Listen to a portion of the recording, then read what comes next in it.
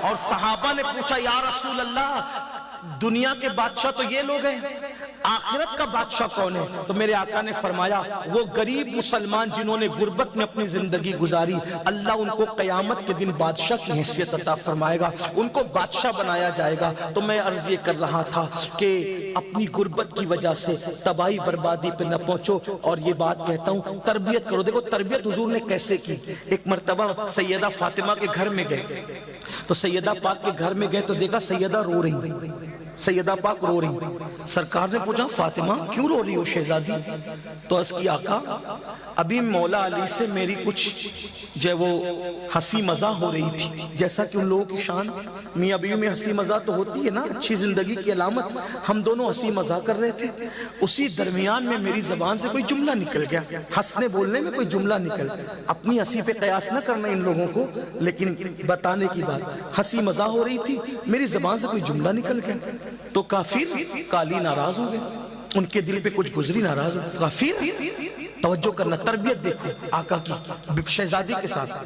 تو کافر کا حضور میں نے کبھی ادھر سے علی کے ارد گرد 7 چکر لگائے اور ان کو راضی کیا۔ کافر کا وہ راضی ہو گئے، راضی ہو کے گھر سے گئے۔ وہ کہہ رہے تھے کہ میں تو تم سے ناراض ہی نہیں ہوا تھا، تم کو ایسا لگا کہ میں ناراض ہو گیا، گھر سے چلے گئے؟ ہاں چلے گئے۔ خوش ہو کے گئے؟ ہاں۔ پھر کیوں رو رہی ہو؟ بابا اس لیے رو رہی ہوں کہ میں نے ایسا کہہ کیوں دیا۔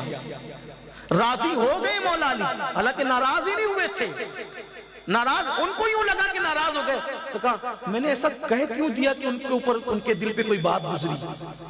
تو سرکار نے فرمایا اگر کوئی دوسرا باپ ہو تو نے راضی کر لینا، چھوڑ فکر چھوڑ، پتہ نہیں لوگ کیا کیا کہتے ہیں۔ اب تو لوگ یہ بھی کہتے ہیں ارے بیٹی چھوڑ، ہم تو اس کو کوٹ کی چوکھٹ چڑھائیں گے اور اس کو مزہ چکھائیں گے، یہ کریں گے، یعنی بیٹیوں کو غلط شے دیتے ہیں، یہی ہے نا۔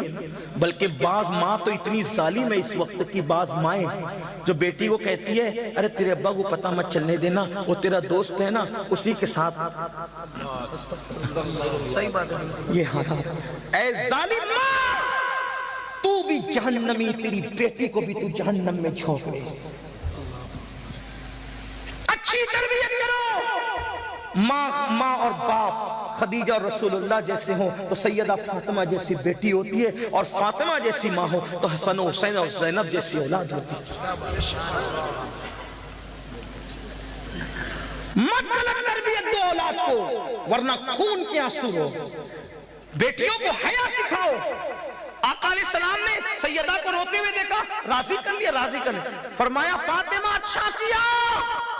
دیکھو تربیت، حالانکہ ناراض نہیں ہوئے تو میں پھر کہہ رہا ہوں، کبھی کبھی بار بار وضاحت اس لیے کرنی پڑتی ہے کہ لوگوں کو بخار زیادہ ہے اور لوگ معاملات پیدا کرتے ہیں، اس لیے حالانکہ تقریر کا تسلسل ٹوٹتا ہے لیکن مجبوری ہماری ہے کہ لوگ کہاں کی بات کہاں لے جاتے ہیں، اور کلپیں کاٹنے کے دور نے تو اس مقام پر پہنچایا ہے کہ اب تو دل ایسا لگتا ہے کہ کس کو کیا کہیں کیا نہ کہیں، لیکن کلپیں کاٹنے والے صرف اپنے چینلوں کو چلانے کے لیے، ویورز بڑھانے کے لیے کلپیں کاٹنے والے اور اس طرح کا غلط پیغام پیش کرنے والے اللہ کی عدالت میں کبھی کھڑے ہونے کا تصور تو کریں۔ اس لیے کبھی کبھی کچھ وضاحتیں کرنی پڑتی ہیں۔ سیدہ سے ناراض نہیں ہوئے تھے مولا علی، لیکن ان کو یوں لگا کہ دل پہ کچھ گزری، تو آقا نے کیا فرمایا؟ توجہ کریں، اچھا ہوا فاطمہ تم نے انہیں راضی کر لیا، اپنے شوہر کو راضی کر لیا، اگر تم راضی نہ کرتی تو کیا ہوتا؟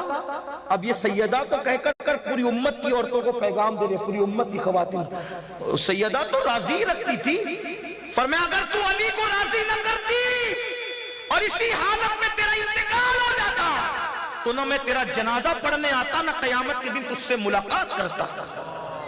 یہ تربیت دی اللہ کے رسول علیہ السلام نے بیٹیوں کو، شہزادیوں کو، اور آج کیا حالات ہیں۔ اس لیے میری گزارش ہے گناہ کبیرہ سے بچو، اگر گناہ کبیرہ سے بچو گے اللہ کا وعدہ ہے وَنُدْخِلْكُمْ مُدْخَلًا كَرِيمًا، اللہ تمہیں عزت والے گھر جنت میں داخل فرمائے گا، اور وہ جنت کیا ہے؟ وہ